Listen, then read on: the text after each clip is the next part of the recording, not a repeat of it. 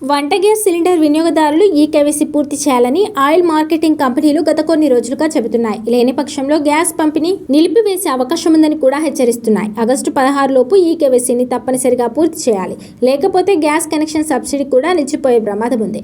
దీనికి సంబంధించిన పూర్తి వివరాలు ఒకసారి తెలుసుకుందాం. ఇంట్లో వాడుకునే ఎల్పీజీ గ్యాస్ సిలిండర్ కోసం ఈ కేవైసీని తప్పనిసరిగా పూర్తి చేయాల్సి ఉంటుంది. దీనికి ఆగస్టు 16 వరకు గడువు విధించారు.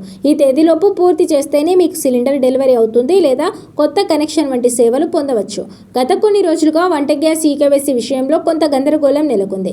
ఆగస్టు 16 వరకు గడువు ఉన్నప్పటికీ ఆగస్టు 1 నుంచి కొన్ని ఆయిల్ మార్కెటింగ్ కంపెనీలు సిలిండర్ల పంపిణీని నిలిపివేస్తున్నాయని, బుకింగ్స్ ను క్యాన్సిల్ చేస్తున్నాయని డిస్ట్రిబ్యూటర్లు చెబుతున్నారు. అయితే ఇప్పటికే ఈ కేవైసీ పూర్తి చేసిన వారు మళ్లీ చేయాల్సిన అవసరం లేదు. ఏజెన్సీల డెలివరీ బాయ్ ద్వారా ఆన్లైన్లో కూడా ఈ ప్రక్రియను పూర్తి చేయవచ్చు.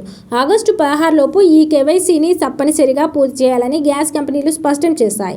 లేదంటే సబ్సిడీ నిలిచిపోయే అవకాశం ఉంది. దీనికోసం మీ గ్యాస్ యాప్ డౌన్లోడ్ చేసుకోవచ్చు లేదా వాట్సాప్లో హాయ్ అని పంపవచ్చు. అలాగే ఆధార్ యాప్ ద్వారా కూడా చేయవచ్చు.